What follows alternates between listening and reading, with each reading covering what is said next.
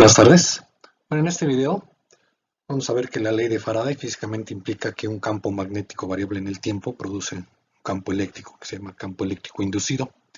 Y vamos a ver las expresiones para la ley de Faraday en forma integral y en forma diferencial. Bueno, aquí vamos a considerar que tenemos un electroimán que consiste de un solenoide enrollado alrededor de un cilindro de material ferromagnético y que está conectado a una batería. Vamos a suponer, para simplificar, que el campo magnético que produce este electroimán en el borde es uniforme y que sobre este colocamos un anillo de cobre de radio menor que el radio del solenoide. Si esta batería es tal que podemos incrementar el voltaje, vamos aumentando el voltaje, pues el campo magnético va a ser creciente en el tiempo, va a ir aumentando en el tiempo.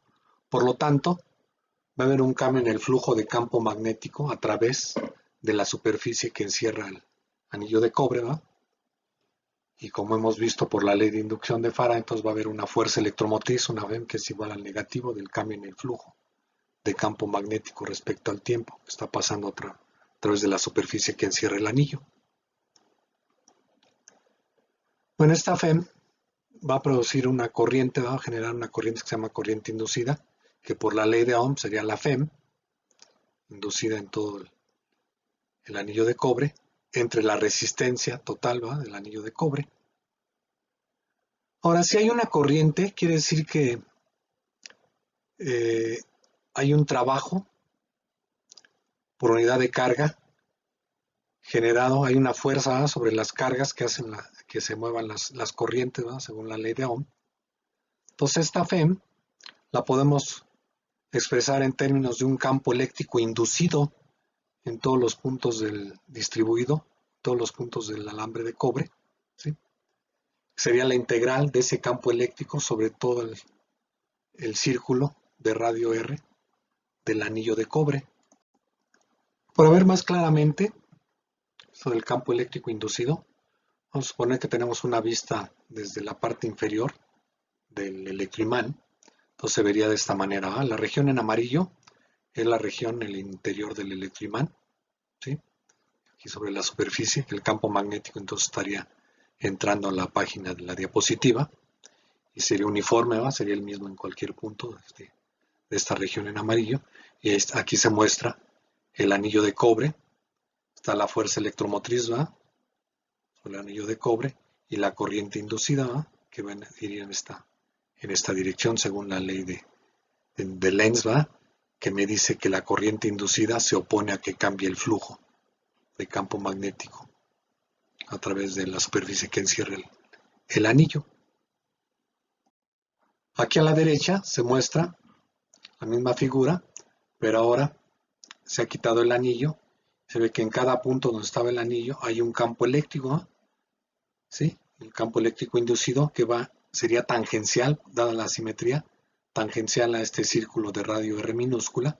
Entonces, si colocamos el anillo de cobre, pues ahí ese campo eléctrico lo van a sentir los portadores, ¿va?, serían los electrones, ¿sí? Sentirían una fuerza que sería igual a la carga de los electrones por el campo eléctrico. De hecho, la fuerza sería en dirección contraria al campo eléctrico, los electrones se moverían en esta dirección, la dirección de las manecillas del reloj. Pero sabemos que esto es equivalente a una corriente, como se muestra aquí, en dirección contraria. Entonces, con este tratamiento podemos expresar la ley de Faraday de la siguiente manera en forma integral en términos del campo eléctrico inducido. Sería la F, sería la integral de E.dl sobre la trayectoria cerrada del círculo de radio R minúscula, es igual al cambio en el flujo de campo magnético, es el flujo de campo magnético respecto al tiempo. Bueno, podemos generalizar todo lo que vimos en la diapositiva anterior para el caso de un campo magnético no uniforme. Sabemos que en realidad en el borde de un electroimán el campo magnético es más intenso en el interior y va disminuyendo conforme nos vamos a la periferia del electroimán. Entonces, si tenemos un campo magnético no uniforme, nuevamente aplicamos un voltaje creciente, la corriente va aumentando y por lo tanto tenemos un campo magnético otra vez creciente. Todo es lo mismo, solo que ahora el campo magnético depende de R y de T, de la posición de cualquier punto en, en el espacio, ¿no? De hecho, en el punto sobre el anillo de cobre, ¿sí? Por lo tanto, la ley de Faraday en forma integral, de manera general, se expresa de esta manera. Ahora, pues es la misma expresión, solo que ahora estos campos, ¿va? Tanto el campo eléctrico como el campo eléctrico inducido y el campo magnético que induce este campo eléctrico, eh, son dependientes de la posición y del tiempo, de manera general. Podemos generalizar todavía más la ley de Faraday para expresarla en forma diferencial. Esta generalización consiste en lo siguiente, que ahora expresemos la ley de Faraday o apliquemos la ley de Faraday en forma integral para cualquier trayectoria hipotética circular de radio R. Aquí en lugar de poner un anillo de cobre, ¿verdad? Tenemos una trayectoria circular, aplicamos esta ley, esta expresión. Solo lo que tenemos es que para cualquier R tenemos líneas de campo eléctrico inducido, ¿sí? Porque en cada una de estas trayectorias hay un cambio en el flujo de campo magnético respecto al tiempo. Por lo tanto va a haber una FEM, por lo tanto va a haber una integral de línea, ¿verdad? Del campo eléctrico inducido sobre la trayectoria cerrada. De hecho, podemos generalizar todavía más y aplicar esta ley no solo para trayectorias circulares, sino para trayectorias de cualquier forma, en cualquier posición del espacio, y definir el concepto de rotacional, ¿verdad? Del campo eléctrico en cada punto, o si recuerdan, como una integral a través de una trayectoria cerrada del campo eléctrico que encierra un punto R en cualquier punto del espacio. Entonces, en este caso podemos aplicar el teorema de Stokes para el campo eléctrico inducido sobre cualquier trayectoria cerrada, que sería el teorema de Stokes. Y si sustituimos entonces la ley de Faraday en forma integral, el teorema de Stokes, la integral de línea de la trayectoria cerrada C del campo eléctrico, la sustituimos por la integral de rotacional sobre la superficie encerrada por la trayectoria cerrada C, pues llegamos a que, como esto es igual al cambio en el flujo de campo magnético respecto al tiempo, pero podemos introducir la derivada dentro de la integral, entra como una derivada parcial del campo magnético. Entonces llegamos a que los integrandos deben ser iguales y eso me permite llegar a la expresión diferencial para la ley de Faraday, que dice que el rotacional del campo eléctrico en cualquier punto del espacio al tiempo t, campo eléctrico inducido, es igual al negativo de la variación del campo magnético en ese punto al tiempo t respecto al tiempo. Esto físicamente lo que nos dice es que cualquier campo magnético variable en el tiempo, en un punto del espacio R al tiempo t, es fuente de campo eléctrico, dado por esta expresión. Y bueno, dado que está aquí expresado en términos del rotacional de E, se puede ver que el campo eléctrico de esta expresión es siempre perpendicular al campo magnético variable en el tiempo. Aquí ya para terminar voy a ver un ejemplo de cómo se puede calcular el campo eléctrico inducido a partir de la ley de inducción de Faraday. Vamos a suponer, bueno, queremos calcular entonces el campo eléctrico inducido en este plano, en el borde del electroimán. Nos vamos a suponer que hay un campo magnético uniforme, ¿sí? Que va aumentando en el tiempo, ¿sí? Y que el campo magnético, vamos a poner para simplificar, es cero fuera de la región de radio R donde está el material ferromagnético del electroimán. Pues lo que hacemos es aplicar la ley de inducción de Faraday, o ley de Faraday en forma integral, que me dice que la integral de línea sobre cualquier trayectoria cerrada es igual al negativo del cambio respecto al tiempo del flujo de campo magnético que atraviesa la superficie encerrada por esta trayectoria cerrada.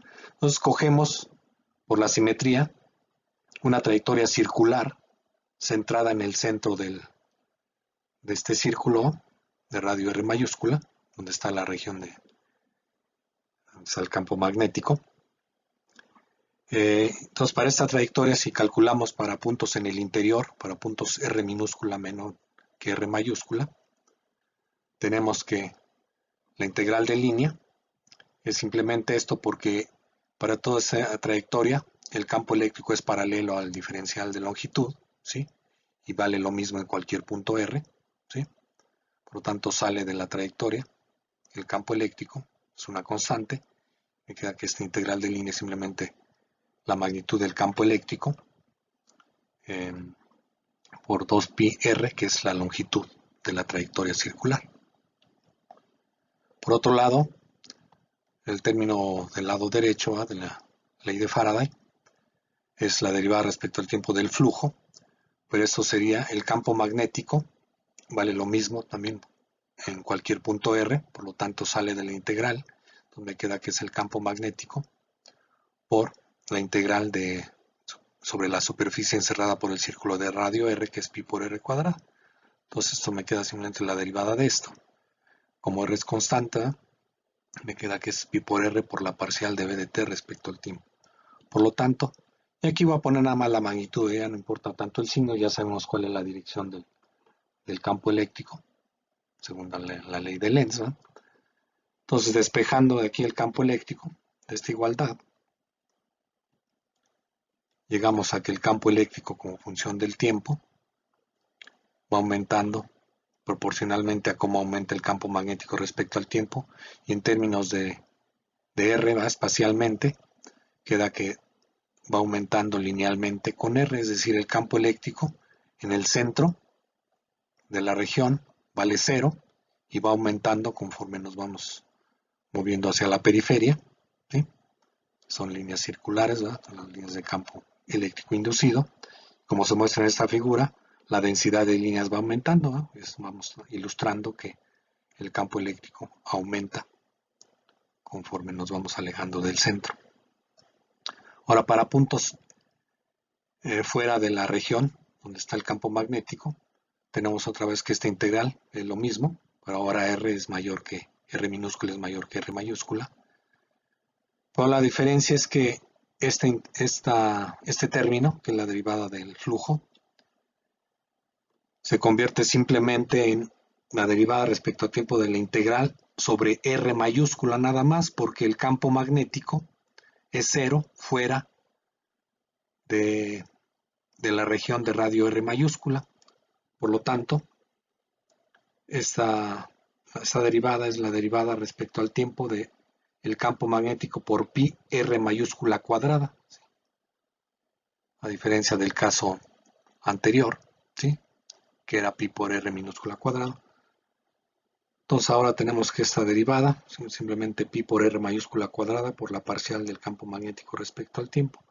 Otra vez sustituyendo en la ley de Faraday, ¿verdad? Ambos términos. Tenemos esta igualdad, de lo cual obtenemos que la magnitud del campo eléctrico fuera de la región donde está el campo magnético es inversamente proporcional a R. Eso va disminuyendo conforme nos vamos alejando de la región donde está el campo magnético y es proporcional a cómo varía el campo magnético respecto al tiempo. ¿Sí? Para R minúscula igual a R mayúscula, es decir, en el borde de la región donde está el campo magnético, ya sea de esta expresión o de esta, llegamos a que el campo magnético es máximo, ¿va? Y toma este valor, ¿va? Simplemente R mayúscula sobre 2 por la parcial de B respecto al tiempo. Bueno, pues muchas gracias. Con esto termino este video. Hasta luego.